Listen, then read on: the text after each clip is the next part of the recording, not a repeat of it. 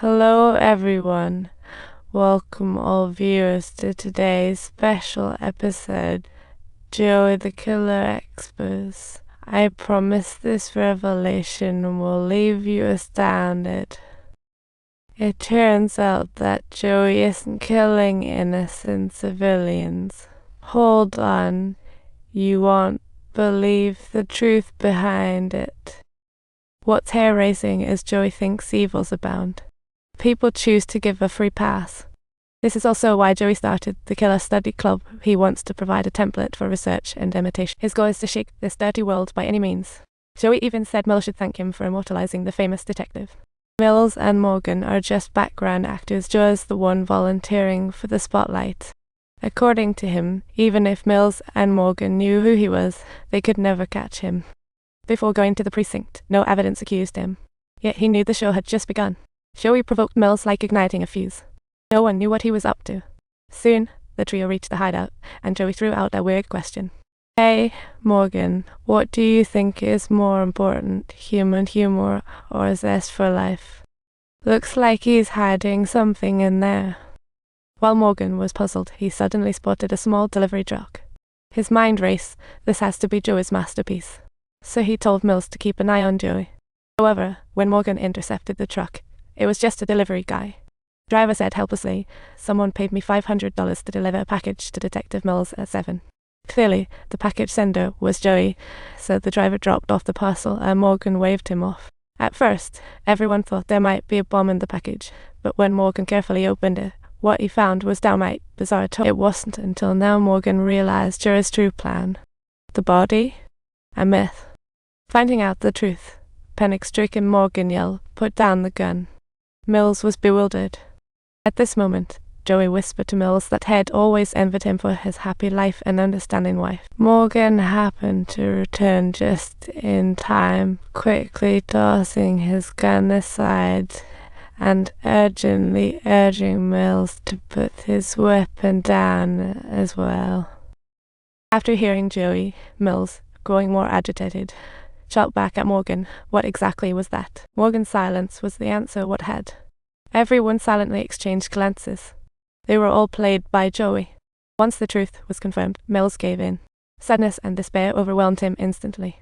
In his breakdown, he sought a mental break, but as a cop, duty prevented him losing his last shred of reason.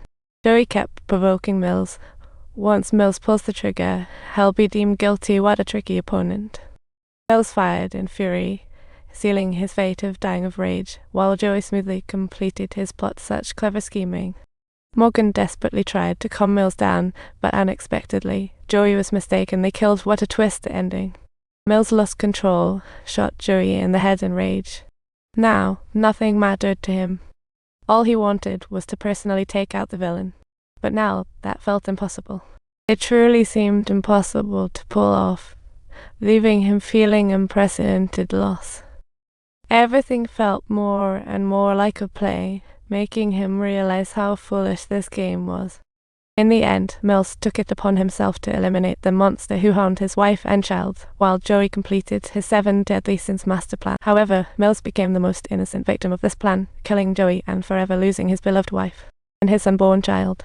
In the end, Mills met a grim fate for purposely shooting a suspect. Many still debate this ending to this day. There seem to be unsolved mysteries. The film didn't reveal what happened, only Morgan witnessed the truth. Could it be that what Morgan saw was not Mills' wife's head? But if that's the case, why would Morgan deceive Mills alongside the killer? Because in the end, Morgan agreed with Joey's theory that this cold world needs a revamp. After watching, what do you think of horror films with childhood trauma?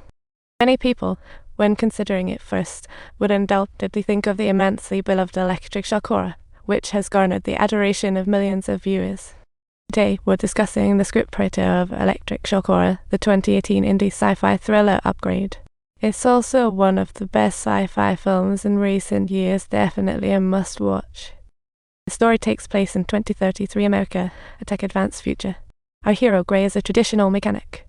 He insists on doing everything by hand, as he looks down on AI. But he has a beautiful wife working with artificial intelligence.